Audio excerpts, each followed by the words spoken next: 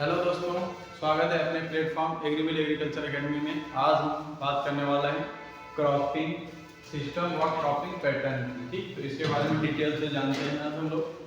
ठीक है, देखते हैं। फसल पद्धतियाँ, ठीक, इंग्लिश में देखते हैं क्रॉपिंग सिस्टम। ठीक, तो इसकी डिफिनीशन देखते हैं क्या कहता है। फसल पद्धति का तात्पर्य प्रक्षेत्र पर फसल उत्पादन में प्रयुक्त होने वाली समस्त शस्य विधियों से है। फसल पद्धतियों में सभी प्रकार की फसल प्राणी को सम्मिलित किया जाता है। किसी क्षेत्र विशेष में फसल उत्पादन में उगाई जाने वाली समस्त विधियों को फसल पद्धति कहते हैं। इसका मतलब ये हुआ, जैसे ये आपके पास कोई एरिया है, ठीक है, तो यहाँ की जलवायु कैसी है,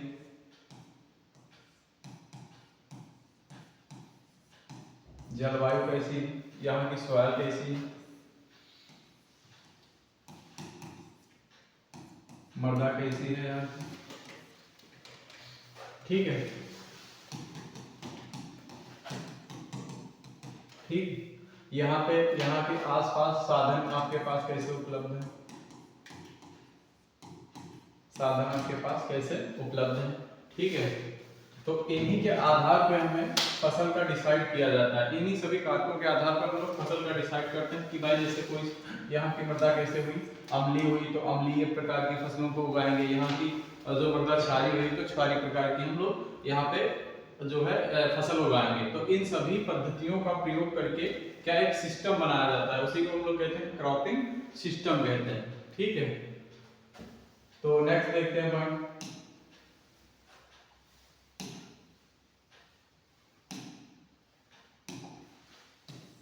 सस्य क्रम। फिर आता है नेक्स्ट पॉइंट, सस्य क्रम या क्रॉपिंग पैटर्न क्या होता है। जैसे सभी एग्जामों में क्या एग्जाम पैटर्न होता है, कोई भी कॉम्पिटिटिव एग्जाम या अदर कोई एग्जाम हो, उसमें क्या एग्जाम पैटर्न दिया होता है। जैसे कि दिया होगा ऑब्जेक्टिव होगा या सब्जेक्टिव होगा, 2 घंटे का होगा, ठीक है, और लिखित इसके बाद इंटरव्यू क्या क्या होंगे। उसी जिस प्रकार एग्जाम में पैटर्न होता है उसी प्रकार फसलों में भी एक सिस्टम से उगाई जाती है, उसी को हम बोलते हैं सर क्रॉपिंग पैटर्न। ठीक, तो इसके बारे में डिफिनीशन के बारे में देखते हैं क्या कहते हैं। एक निश्चित समय में क्षेत्र तथा अवधि में फसलों को उगाने के क्रम को सस्य क्रम कहते हैं। मतलब एक निश्चित समय होगा कि इतने समय में हमें ये फसल उगानी है, ठीक है, और अब निश्चित क्षेत्र, निश्चित समय, क्षेत्र तथा अवधि में फसलों को उगाना। मतलब एक निश्चित समय होगा, क्षेत्र होगा और एक फसलों का क्रम से उगाना ही हम लोग क्या कहते हैं, क्रॉपिंग पैटर्न कहते हैं, ठीक है, सस्य क्रम कहते हैं, ठीक है। सस्य क्रम में किसी एक फसल अथवा एक से अधिक फसलों को उगाना, ठीक है, उगाना उस क्षेत्र की जलवायु तथा भूमि पर निर्भर करता है। ठीक, इसके अतिरिक्त कृषकों की रुचि, श्रम, बाजार की मांग, भूमि का क्षेत्रफल, सिंचाई की सुविधा, खाद्यान्न संबंधित समस्त आवश्यकताओं सस्य क्रम को प्रभावित करती हैं। ठीक, इसका मतलब यह है, ठीक है, कि आपके पास वहां की जैसे मांग कितनी, बाजार की मांग, कौन सी फसल उगा रहे हैं जिससे बाजार की मांग अधिक है, ठीक, भूमि का क्षेत्रफल कितना, सिंचाई के आपके पास वहां पे साधन कौन कौन से उपलब्ध हैं, ठीक है, और कृषक की रुचि कौन सी वो फसल उगाना चाह रहा है, ठीक है, वहां की जलवायु और भूमि कैसी है, ठीक, ये सभी उसके कारक हैं जो कि क्रॉपिंग जो है पैटर्न को जो है बाधित करते हैं, प्रभावित करते हैं, ठीक है। तो इसमें देखते हैं खेती मुख्यतः 4 प्रकार पद्धतियां प्रयोग की जाती है। खेती में मुख्यतः 4 प्रकार की पद्धतियां प्रयोग की जाती हैं। कौन कौन सी, तो देखते हैं। एकल फसल पद्धति, मोनो कल्चर या मोनो क्रॉपिंग, ठीक है। फिर दूसरी द्विफसली पद्धति, डबल क्रॉपिंग सिस्टम अथवा फसल चक्र, क्रॉप रोटेशन इसे भी कहते हैं। फिर मिश्रित अंतर फसल पद्धति, मिक्सड या इंटर क्रॉपिंग सिस्टम इसे कहते हैं, ठीक। फिर संघन खेती, मल्टीपल या इंटेंसिव क्रॉपिंग इसे भी कहते हैं। तो एक एक के बारे में डिटेल से देखते हैं, ठीक।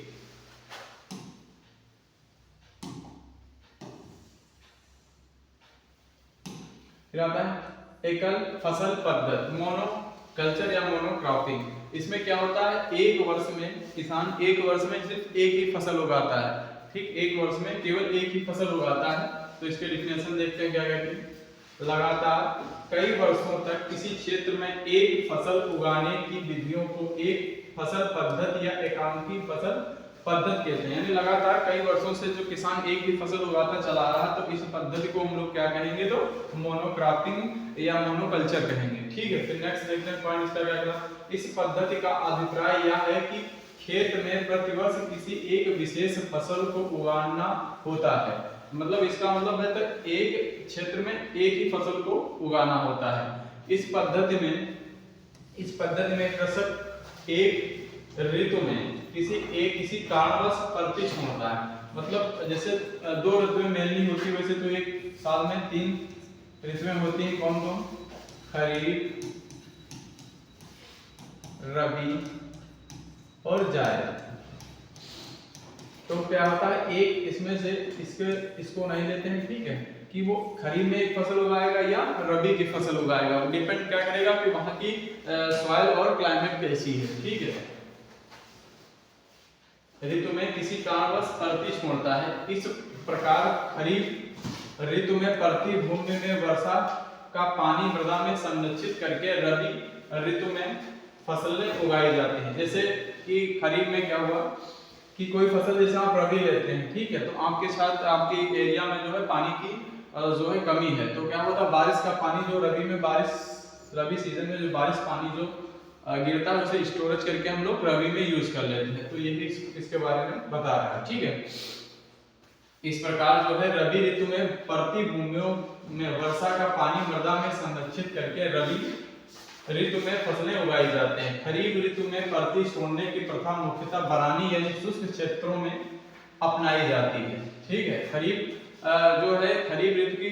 ऋतु में जो है परती छोड़ने का कारण है जहां में पानी, जिस एरिया में पानी की उपलब्धता कम होती है वहां हम लोग खरीफ की फसल नहीं उगाते हैं। ठीक है, तो जहां पर सिंचाई के साधन उपलब्ध नहीं होते हैं वहां पर रबी की फसल या असिंचित दशाओं में उगाई जाती है। जहां पर सिंचाई के साधन उपलब्ध नहीं होते हैं क्योंकि खरीफ वाली फसलों को पानी की अधिक आवश्यकता होती है। ठीक है, तो इसलिए हम लोग जो है रबी की फसल खरीफ की फसल नहीं लेते हैं। ठीक है, उसकी जगह पर रबी की फसल वहां हम लोग उगाते हैं। यह शस्य पद्धति किसी विशेष कारणों जैसे निचले क्षेत्रों में पानी भरने के कारण उसमें धान के अतिरिक्त अन्य फसल उगाना संभव नहीं होता है।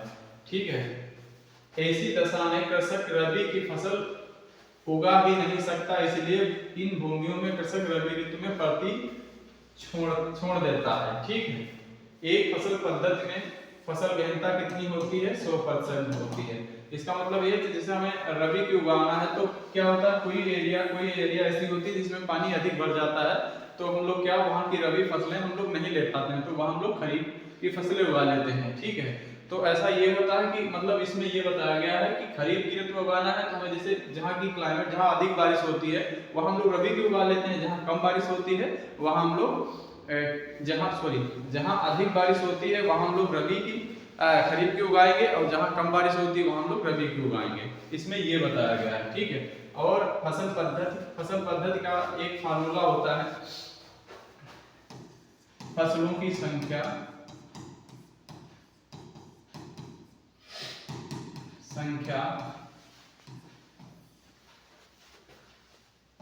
फसलों में लगा समय वर्ष, फसलों में लगे वर्ष और गुणे 100। इससे क्या होता है, हम लोग जो है फसल गहनता निकालते हैं। तो मोनोकल्चर में फसल गहनता जो है 100% रहती है, ये बोला गया है। ठीक, नेक्स्ट पॉइंट देखते हैं।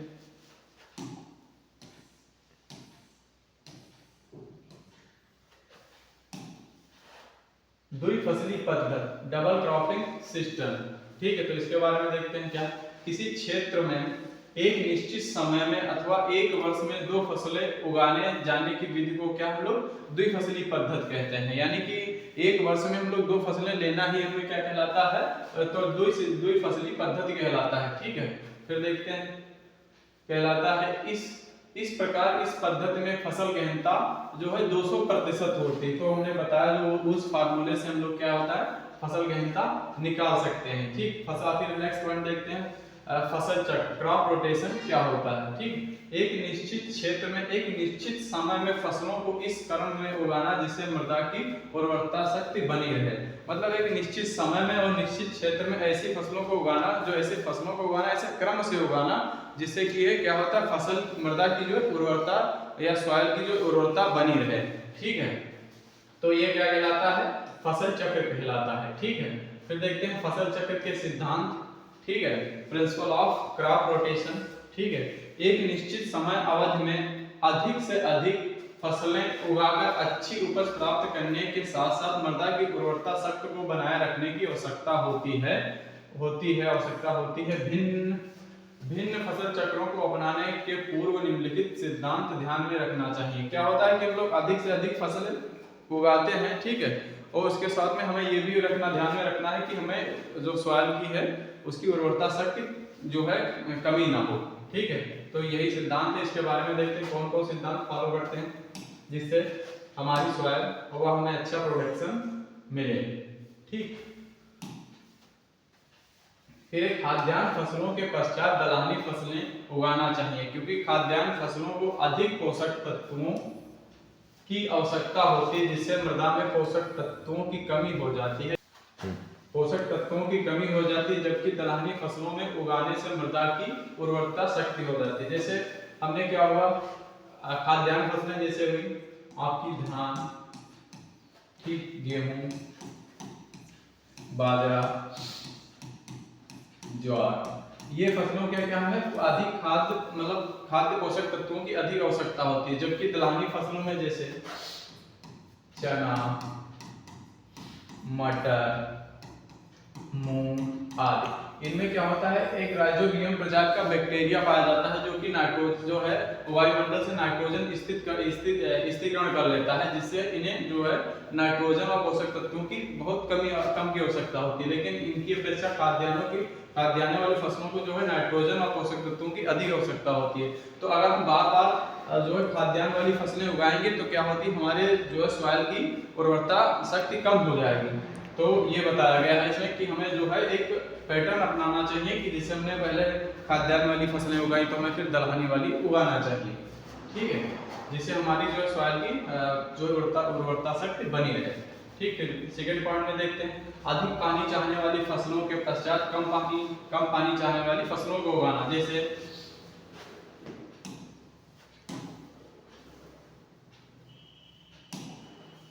अधिक पानी वाली चाहने वाली जैसे धान, गन्ना, ठीक, ये क्या होती है, फसलें अधिक पानी चाहने वाली होती है। तो हम अगर बार बार ऐसा करेंगे तो हमारी सॉइल क्या हो जाएगी, क्षारीय हो जाएगी।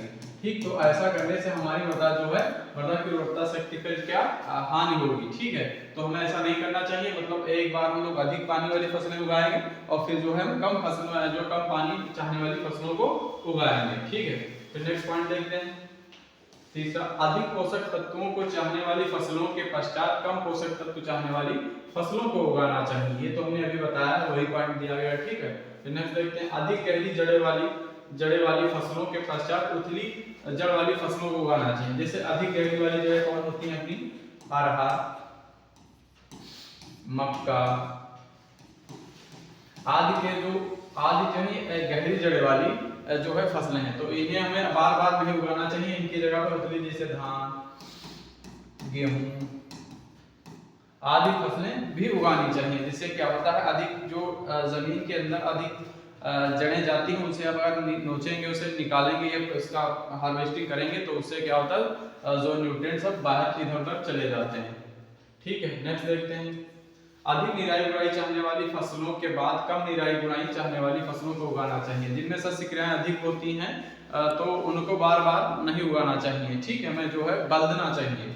ठीक है, नेक्स्ट पॉइंट देते हैं, अधिक खाद चाहने वाली फसलों के बाद कम खाद चाहने वाली फसलों को उगाना चाहिए। ये अभी समझाया तो वही पॉइंट है, फिर से रिपीट किया गया। फिर नेक्स्ट देखते हैं, फसल चक्र अपनाते समय कृषक के पास उपलब्ध संसाधन का समुचित उपयोग करना चाहिए। जैसे फसल चक्र आप उगा रहे हैं तो हमें ये भी ध्यान में रखना चाहिए कि हमारे पास वहाँ के रिसोर्सेज क्या हैं, कि हमें कौन सी फसल उगाना चाहिए जिससे हमारे पे वहाँ पे जो है उसके साधन उपलब्ध हों। ठीक है, नेक्स्ट पॉइंट देखते हैं,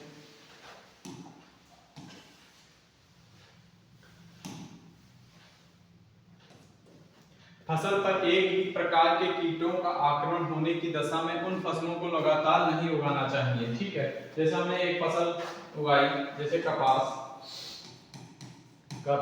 भिंडी, इनमें क्या होता है फसल में कीट अधिक लगते हैं, तो हमें लगातार इन फसलों को नहीं उगाना चाहिए, वरना अन्यथा जो है इसमें कीट का प्रकोप अन्य फसलों में भी अधिक हो जाएगा।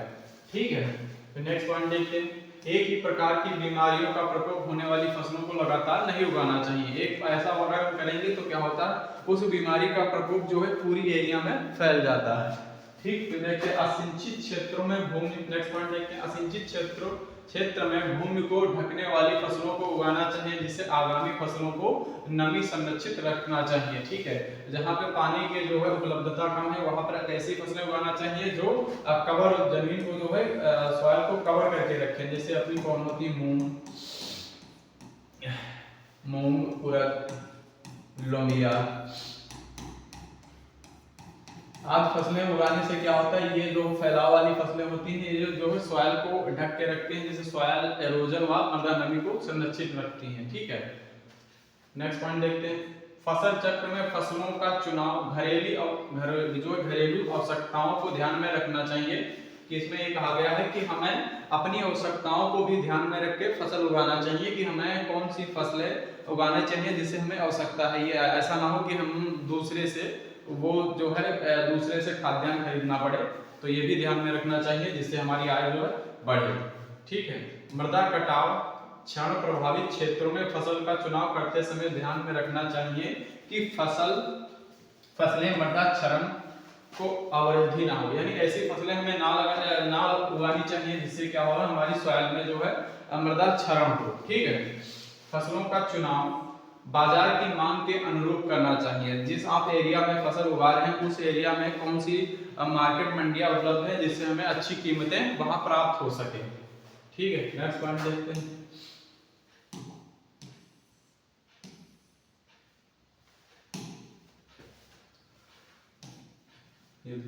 फसल चक्र में फसलों का चुनाव करते समय खेत में उगाने वाले खरपतवारों की मात्रा तथा किस्म को ध्यान में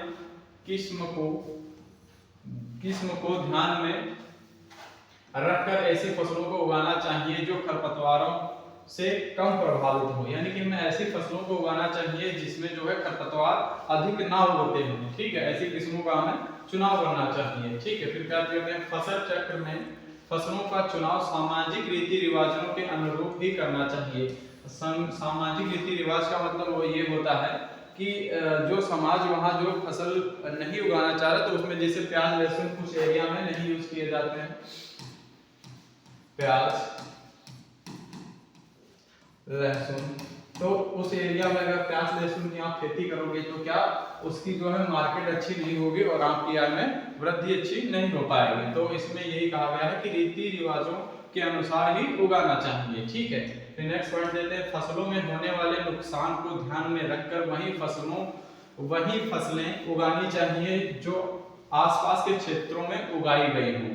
ठीक है, तो इसमें क्या फसलों को ध्यान में रख के इसमें ये कहा गया है कि अगर आप अदर क्रॉप लगाएंगे तो उसमें आपको कीट प्रकोप अधिक देखने को मिले, यानी कि जिस एरिया में अधिक फसलें उगाई जा रही हैं आप उसी फसल को उगाना चाहिए। ठीक है, फिर नेक्स्ट पॉइंट देखते हैं, एक ही प्रकार की फसलों को लगातार उगाने से भूमि में विकार उत्पन्न हो जाते हैं, अतः फसल चक्र में मृदा विकार ना करने वाली फसलों को उगाना चाहिए। एक ही बार आप एक क्रॉप जो बार बार आप उसे उगाएंगे तो क्या हो जाएगा, उसमें जो है फसल जो है कीट व बीमारियों का प्रकोप अधिक हो जाएगा।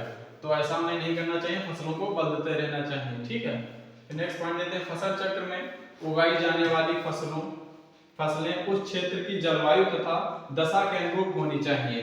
ठीक है, तो इसमें ये बताया गया है कि कोई भी फसल चुनाव करने से पहले वहाँ की क्लाइमेट कैसी है और वहाँ कौन सी फसलें अधिक सुटेबल हो पाएंगी और जिससे हमें अधिक उत्पादन दे पाएंगे, तो वहाँ क्लाइमेट के अनुरूप ही हमें उगाना चाहिए। ठीक है, नेक्स्ट पॉइंट देखते हैं, फसल चक्र में फसलों का चुनाव करते समय यह ध्यान रखना चाहिए कृषकों की आर्थिक दशा के अनुरूप होनी चाहिए। ठीक है, तो इसमें ये बताया गया है कि फसल जो है चुनाव करते समय हमें ये देखना चाहिए कि हमारे आर्थिक स्थिति के अनुसार कौन सी हमें फसल उगानी चाहिए। हेलो दोस्तों, ये आप जानकारी कैसी लगी है, आज की क्लास आप लोगों को कैसे लगी, कमेंट में बताना। धन्यवाद।